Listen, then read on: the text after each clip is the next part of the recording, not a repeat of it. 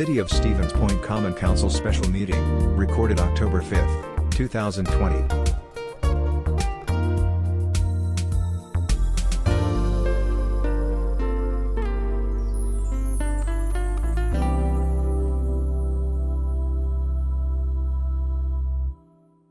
Anyway, we have 5:31, so I am going to call the special common council meeting to order. I know it says regular council meeting on your agenda, but this is a special meeting since it's not the third Monday. And the reason we're having this meeting is because we've got two items on here that are timely in nature.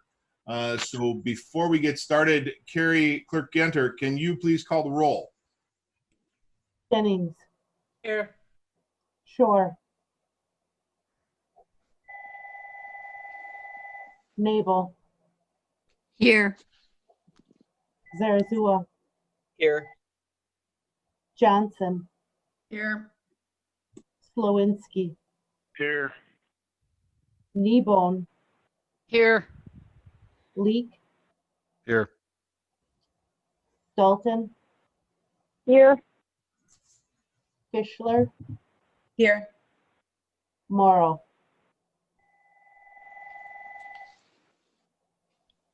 Okay. I count 9, and that is a quorum, so we will proceed. It's possible that others forgot or that they may still be joining, but we will continue on as we do have a quorum.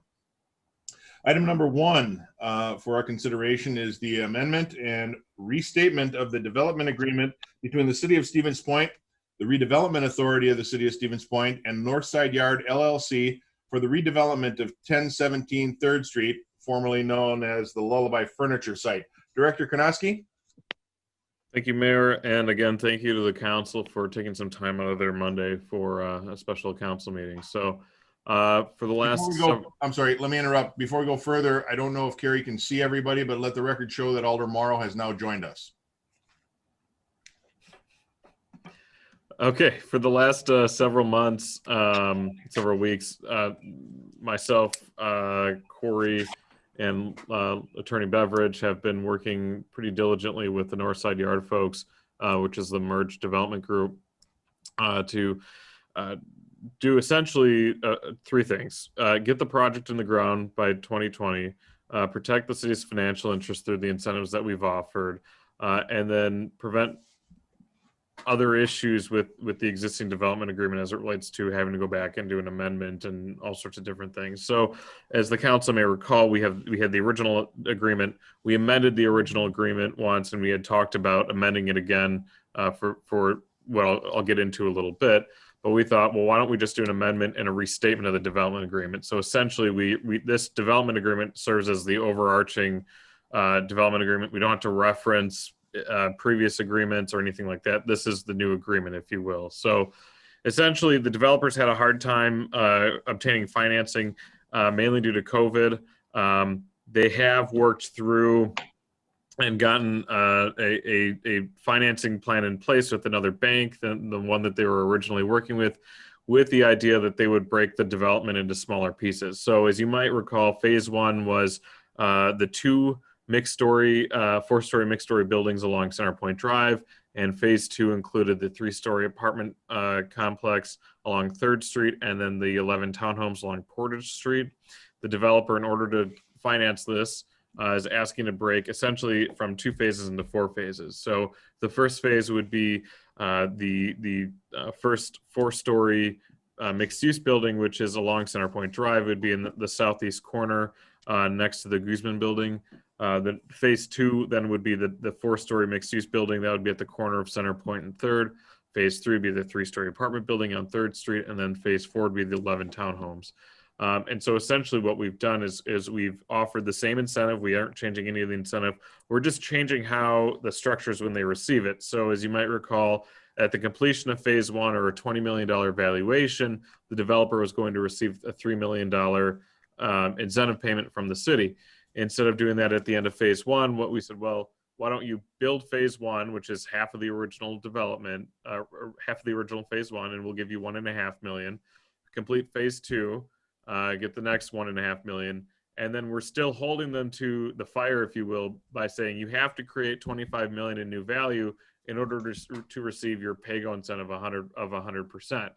So in all, it's not changing. We're forcing the developer to play their hand and to get the project in the ground. We haven't changed the timeline too drastically. They're still hopeful they can get the first phase in the ground this fall, with the next project coming along this coming spring. So with that, they would have to put the building into a condominium plat. It's pretty common, have some common space.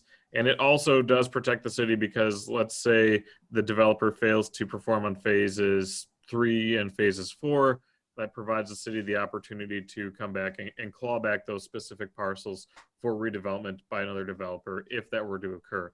I will note, because of the 100% pay-go incentive that the city's offered, it is the most advantageous to the developer for the long-term success of their project to do phase 3 and phase 4. That is, without a doubt, probably more important to them in the long term than the $1.5 million at the end of phase 1 and the additional $1.5 million at the end of phase 2. So I'm feeling really good about this. Corey and Logan, I hope, are also feeling really good about this, but would ask you for approval tonight so we can get this through the process with the redevelopment authority.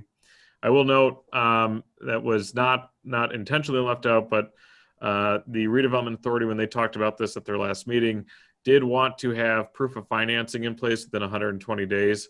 So I would ask that if we do approve this tonight, that we just have the condition that requirement is added as well.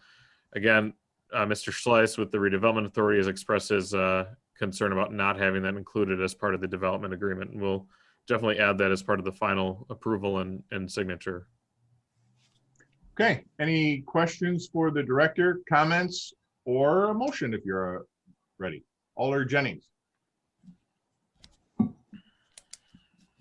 Yes, I'd like to first thank staff for their continued work on this, and I'd like to move approval with staff recommendations, please.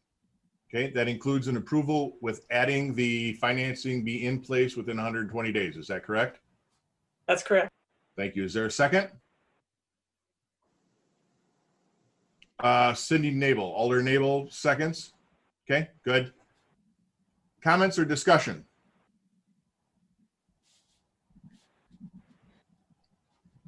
Hearing none. Clerk Yenter, would you please call the roll?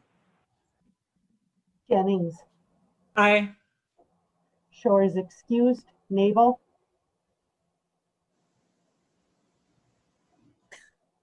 I got a thumbs up visually. Can you nod if you are voting aye, Alder? Got it. Yes. There we go. Aye. Okay, so yes. Zarazua, Aye. Johnson, Aye. Slowinski, Aye. Kneebone, Aye. Leek, Aye. Dalton, Aye. Fischler, Aye. Morrow. Aye. 10 ayes. With unanimous consent, that is adopted.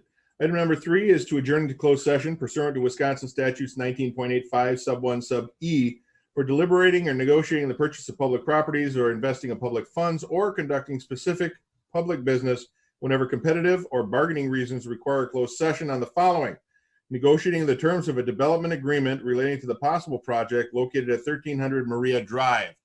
I would need a motion to go into closed session. I'll move to go in. Oh, Leak here. I'll move to Leak. go into closed session. Yeah. Leak moved. I've got a second by Alder. Oh, was that Slowinski? Second by Slowinski. Any discussion on that?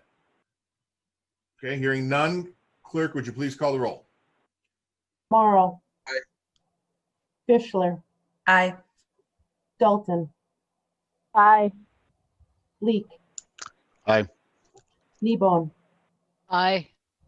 Slowinski, Aye. Johnson, Aye. Zarazua, Aye. Nabel, Aye. Shore is excused. Jennings, Aye. Okay, we're going to go into closed session. Director, do you want to move people to the waiting room? And we are recording now. We have reconvened into open session. Is there a motion on the actions discussed? President Johnson. Thank you, Mr. Mayor. I'd like to make a motion to direct staff to continue discussions and negotiations with the developer for 1300 Maria Drive. Thank you. Is there a second? Seconded by Kneebone. Discussion? Hearing none, I think we can do a voice vote here. All those in favor, please signify by saying aye. Aye. Aye. Aye. Are there any opposed? Nay. Dalton.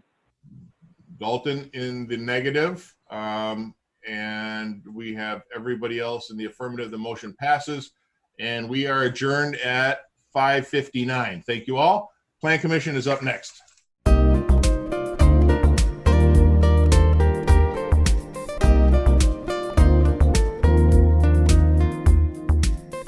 Videos of these meetings are available for viewing on the city's website, stevenspoint.com/videos.